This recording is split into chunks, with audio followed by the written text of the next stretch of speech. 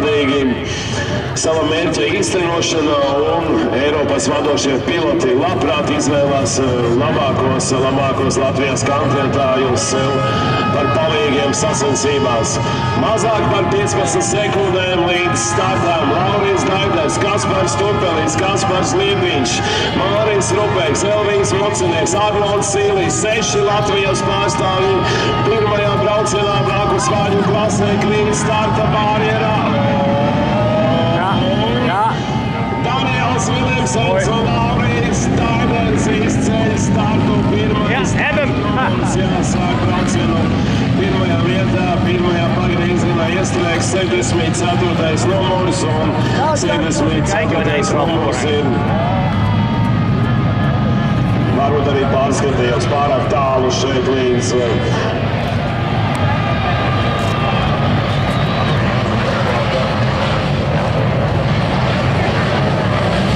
Vai 72. Nu labi, Gaļas un pirmā